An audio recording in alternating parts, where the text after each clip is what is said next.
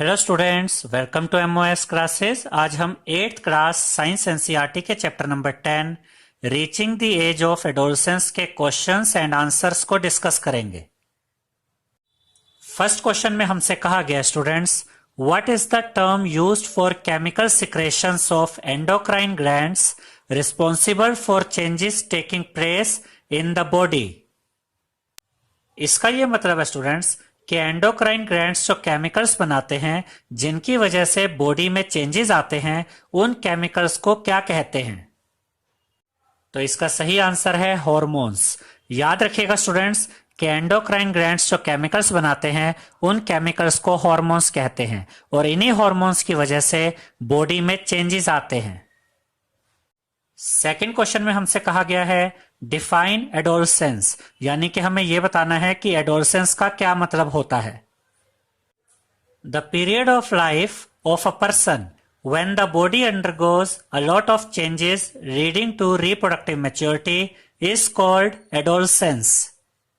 इसका यह मतलब है स्टूडेंट्स कि लाइफ का वो पीरियड जब बॉडी में बहुत से चेंजेस आते हैं और रिप्रोडक्शन के लिए मैच्योरिटी आती है, लाइफ के इस पीरियड को एडोलसेंस कहते हैं। क्वेश्चन नंबर 3 में हमसे कहा गया students, what is menstruation explain, यानी कि हमें यह बताना है कि मेंस्ट्रुएशन क्या होता है। It is the process of bleeding in women in case fertilisation does not occur. इसका यह मतलब है स्टूडेंट्स कि अगर फीमेल बॉडी में फर्टिलाइजेशन नहीं होता है, यानी कि अगर स्पर्म और एग आपस में नहीं मिलते हैं, तो फीमेल बॉडी में ब्लीडिंग स्टार्ट हो जाती है और इसी ब्लीडिंग को मेंस्ट्रुएशन कहते हैं। Menstruation occurs in about 28 to 30 days. इसका मतलब यह है स्टूडेंट्स कि फीमेल बॉडी में हर 28 से 30 दिन में मेंस्ट्रुएशन यानी कि ब्लीडिंग होती है। फोर्थ क्वेश्चन में हमसे कहा गया students, list changes in the body that take place at puberty, यानी कि प्यूबर्टी पीरियड में बॉडी में क्या क्या चेंजेस आते हैं हमें यह बताना है। फर्स्ट पॉइंट है students, boys develop broader shoulders and wider chests than girls. इसका यह मतलब है स्टूडेंट्स कि प्यूबर्टी पीरियड में बॉयज के शोल्डर्स और चेस्ट्स गर्ल्स के कंपैरिजन में ज्यादा चौड़े हो जाते हैं। सेकंड पॉइंट है, in girls the region below the waist becomes wider. इसका यह मतलब है स्टूडेंट्स कि प्यूबर्टी पीरियड में गर्ल्स की कमर के नीचे का हिस्सा ज्यादा चौड़ा हो जाता है। थर्ड पॉइंट है, boys develop more muscle than girls, यानी कि प्यूबर्टी पीरियड में बॉयज की मसल्स गर्ल्स के कंपैरिजन में ज्यादा डेवलप होती हैं। फोर्थ पॉइंट है, गर्ल्स डेवलप ब्रेस्ट्स, यानी कि प्यूबर्टी पीरियड में गर्ल्स की बॉडी में ब्रेस्ट्स डेवलप होती हैं। फिफ्थ पॉइंट है, बॉयज डेवलप एडम्स एप्पल, यानी कि प्यूबर्टी पीरियड में बॉयज की बॉडी में एडम्स एप्पल डेवलप होता है। याद रखिएगा स्टूडेंट्स कि बॉयज के गले में जो वॉइस बॉक्स होता है, प्यूबर्टी पीरियड में ये वॉइस बॉक्स ग्रो करने लगता है, यानी कि बढ़ने लगता है, और इसी बड़े हुए वॉइस बॉक्स को हम एडम्स एप्पल कहते हैं। सिक्स्थ पॉइंट है, boys develop facial hair that is moustaches and beard, यानी कि प्यूबर्टी पीरियड में बॉयज के चेहरे पर मूछे और दाढ़ी आने लगती हैं। सेवेंथ पॉइंट है, the testes begin to produce male hormone testosterone. इसका यह मतलब है स्टूडेंट्स कि बॉयज में जो टेस्टिस होते हैं, प्यूबर्टी पीरियड में ये टेस्टिस मेल हार्मोन यानी कि टेस्टोस्टेरोन को बनाना स्टार्ट कर देते हैं। एट्थ पॉइंट है, the ovaries begin to produce the female hormone estrogen। इसका यह मतलब है स्टूडेंट्स कि गर्ल्स में जो ओवरीज होती हैं, प्यूबर्टी पीरियड में ये ओवरीज फीमेल हार्मोन यानी कि एस्ट्रोजन को बनाना स्टार्ट कर देती हैं। अगर आप इस चैप्टर को डिटेल में समझना चाहते हैं स्टूडेंट्स, तो हम आपको सजेस्ट करेंगे कि आप एमओएस क्लास 8th साइंस के इस चैप्टर की रीडिंग वीडियो को जरूर देखें।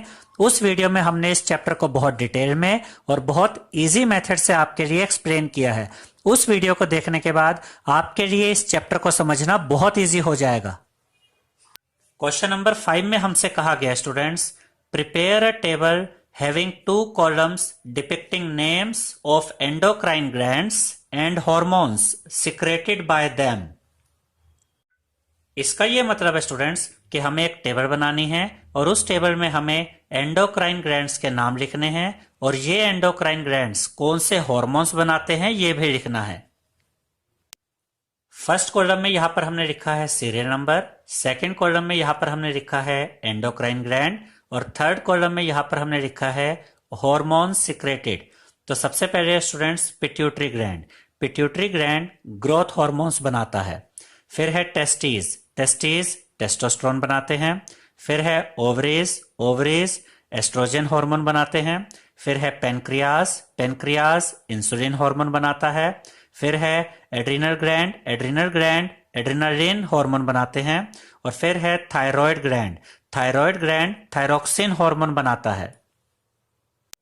सिक्स्थ क्वेश्चन में हमसे कहा गया students, what are sex hormones, why are they named so, state their function.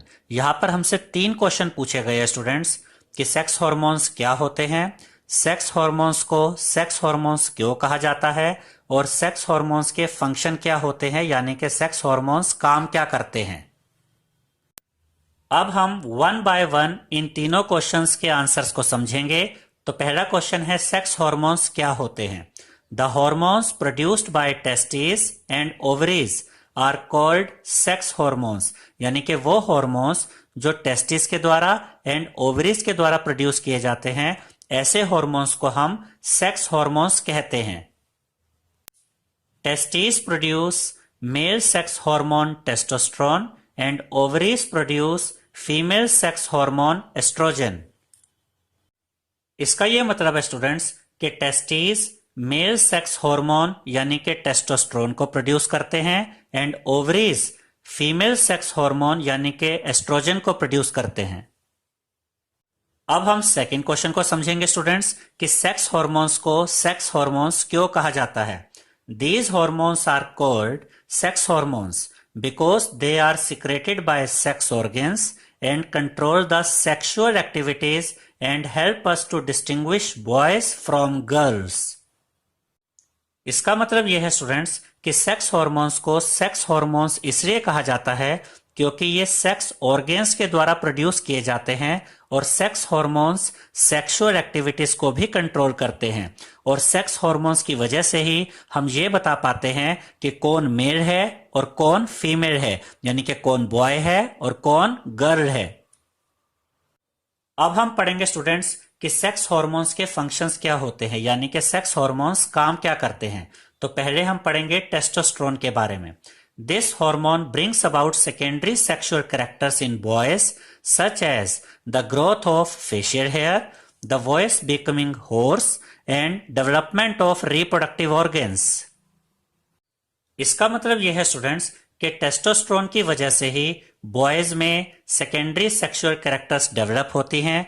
Boys के चेहरे पर बाल आने स्टार्ट होते हैं, उनकी मूछें आती हैं, उनकी दाढ़ी आती है। बॉयज की जो वॉइस होती है वो फटने लगती है और बॉयज के रिप्रोडक्टिव ऑर्गन्स डेवलप होने लगते हैं। अब हम पढ़ेंगे एस्ट्रोजन हार्मोन क्या काम करता है। This hormone is responsible for the development of secondary sexual characters in females such as the development of breasts, development of female reproductive organs. इसका मतलब यह है स्टूडेंट्स कि एस्ट्रोजन की वजह से ही गर्ल्स में सेकेंडरी सेक्सुअल कैरेक्टर्स डेवलप होते हैं, जैसे कि गर्ल्स में एस्ट्रोजन हार्मोन की वजह से ही ब्रेस्ट्स डेवलप होती हैं और फीमेल रिप्रोडक्टिव ऑर्गन्स भी डेवलप होते हैं। 7th क्वेश्चन में हमसे कहा गया students, choose the correct option.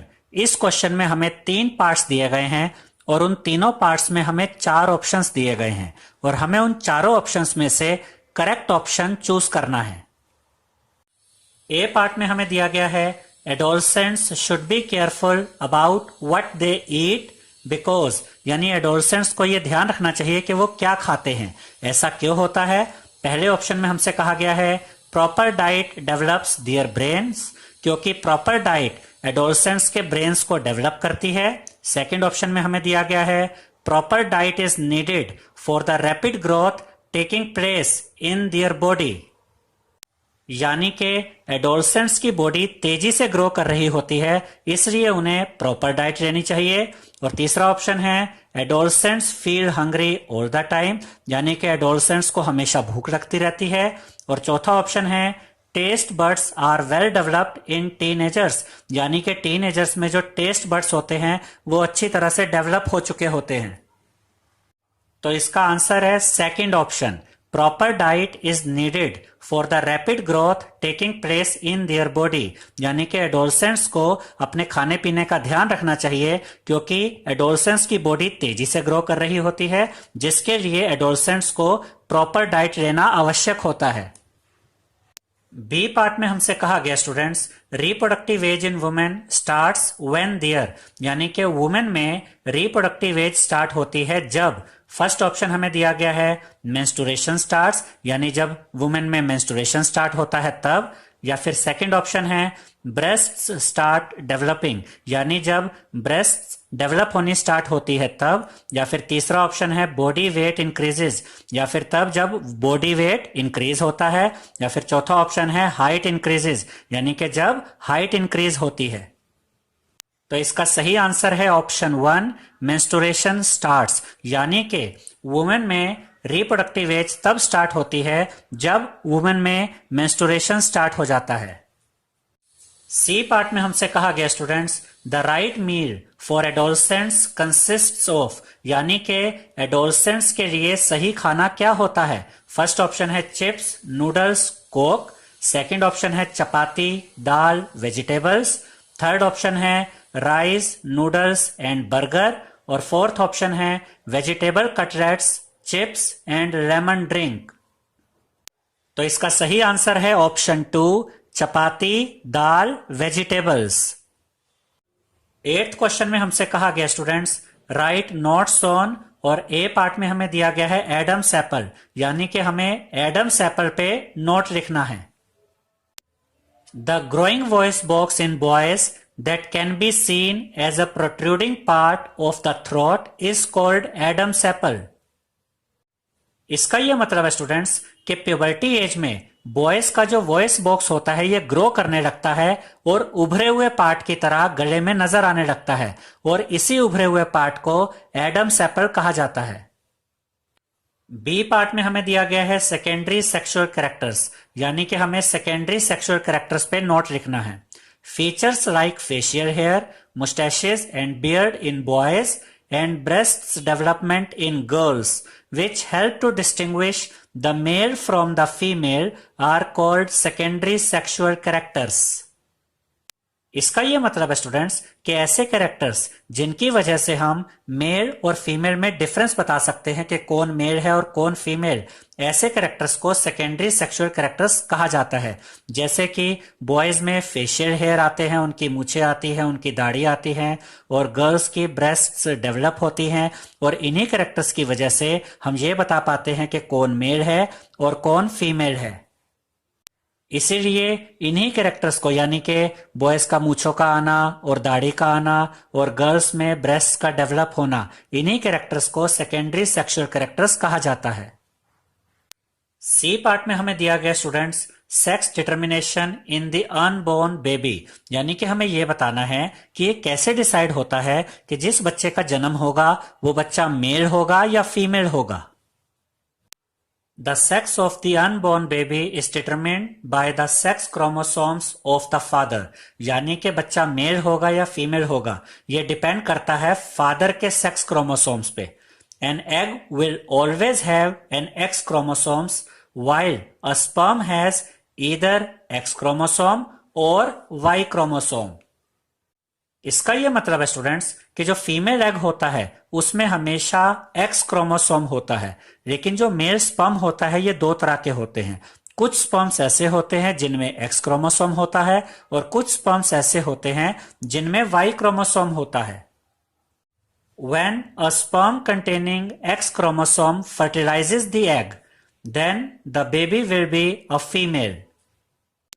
इसका यह मतलब है स्टूडेंट्स कि जब ऐसा स्पर्म जिसमें एक्स क्रोमोसोम होता है, जब ऐसा स्पर्म एग के साथ फर्टिलाइज होता है तो जो नया बच्चा जन्म लेता है वो एक फीमेल चाइल्ड होती है और उसमें दोनों ही क्रोमोसोम्स एक्स क्रोमोसोम्स होते हैं। If the sperm containing Y chromosome fertilises the egg, then the baby will be a male. इसका मतलब यह है स्टूडेंट्स कि जब ऐसा स्पर्म जिसमें वाई क्रोमोसोम होता है, जब ऐसा स्पर्म एग के साथ फर्टिलाइज होता है, तो जो नया बच्चा जन्म लेता है वो एक मेल चाइल्ड होता है और उसमें एक्स और वाई दोनों क्रोमोसोम्स होते हैं। आई होप स्टूडेंट्स आपको हमारा ये वीडियो पसंद आया होगा। अगर आपको हमारा ये वीडियो पसंद आया है तो इसे लाइक, शेयर और सब्सक्राइब कीजिए। Thank you.